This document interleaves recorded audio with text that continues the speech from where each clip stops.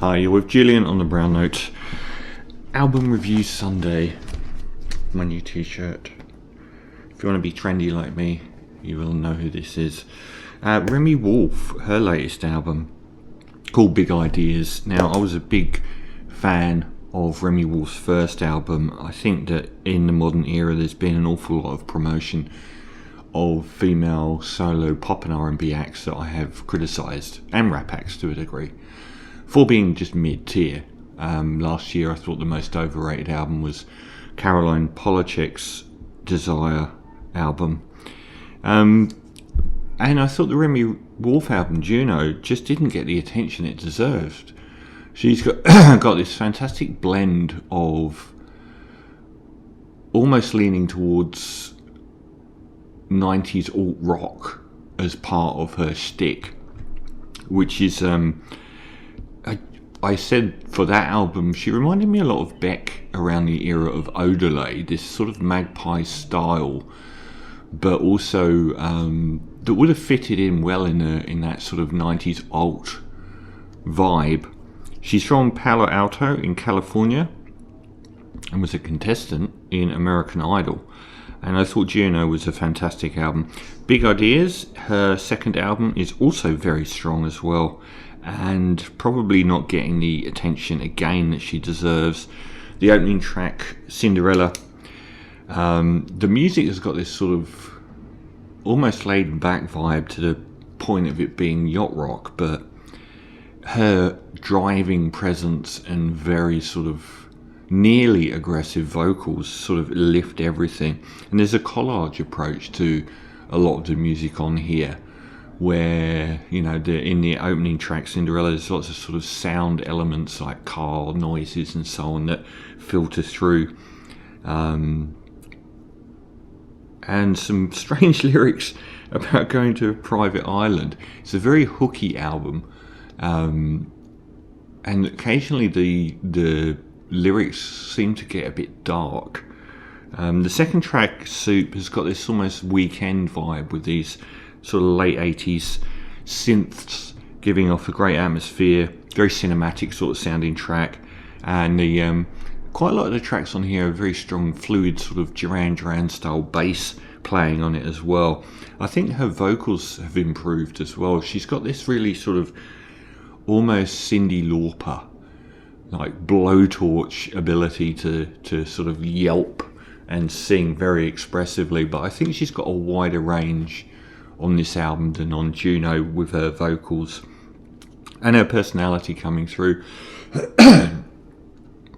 The motorcycle track is very low-key, almost 60s psychedelic low-key, and her voice on this one is kind of Billie Holiday, I thought. There's a lot of suburbia that sort of seeps in, and it's not always clear whether it's being celebrated or run away from. The dreams nature of suburbia. It's got a sort of 50s diner vibe as well. The fourth track, Toro, is quite a big one. Got the 80s bass. It's a little bit... it's got some very inventive rhymes in what it rhymes Toro and Toreador with, but I thought it was a little bit overall a bit dull, but that's not the case for Alone in Miami. So there's certain tracks on here that really do stand out, and Alone in Miami is fantastic, absolutely massive track, kind of in the same arena feel wise as some Chili Peppers songs, and it's got these kind of acidy guitars which I liked. Cherries and Cream, I thought that was a slightly lesser track. Very sort of Beatlesy guitar motifs going on there. Almost at times a bit Pink Floydy or a bit Venice Bitch from Lana, although a lesser track. One of the things I did notice, particularly on Kangaroo and a lot of the tracks as well, is she uses her voice at very different levels throughout the album. But when she uses it at wailing level, I feel like they over-compressed it. I feel like everything is just maxed out quite quickly when she's yelling really loudly. and I think there's a little bit too much compression on the album. I don't know if it's self-produced. She seems like somebody that is very much, it's got about 20 producers, but she's one of them. But she seems like somebody that's very in touch with producing and making the music. Pitiful has got a very Gorillaz, late 90s Gorillaz pop vibe about it. And some of the lyrics on this, I meant to get them before, are very interesting.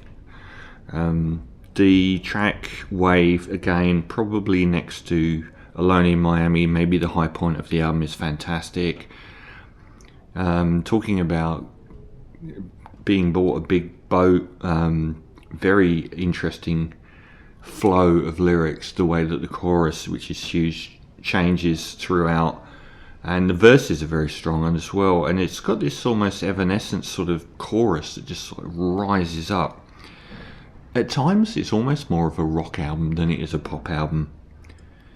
When I Thought of You contains the Divinal's Immortal When I Touch Myself lyrics, and the lyrics here are very dark. The bully motif about how I'm going to go out and get myself a bully is really quite disturbing, almost Harmony Korine, I thought. Very dark.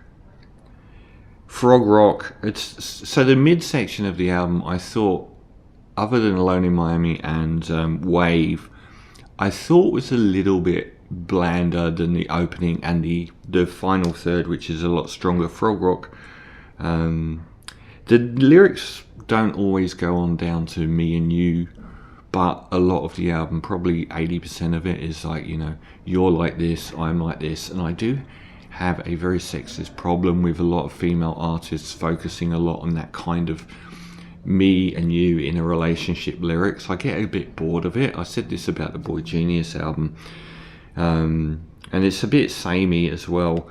I think the sound palette of the album could have done with a little bit of broadening, even though it's a very good album, and I think she's a superb artist, and I look forward to a lot more from her.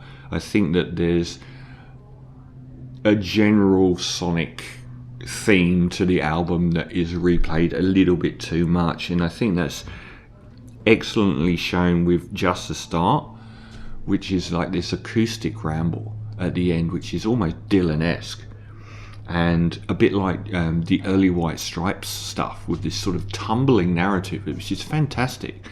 I kind of wish there was a little bit more. So it's a fine album. I'm not doing the bonus track because I don't like that, because it feels like she's tried to make an album, so tagging on a track at the end, I'm not even reviewing that.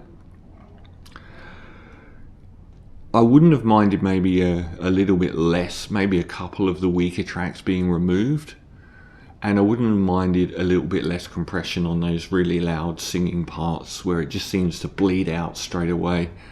And lyrically, I think it's a very interesting, fascinating ride. Her voice has improved. I feel she's got quite a lot, whether she's multi-tracking or whether she's... That's one of the good things about the acoustic Just the Start track that ends the album. You've just got her voice on its own and her lyrics on its own. So I think, again, another very strong album from Remi Wolf. She's a fantastic artist.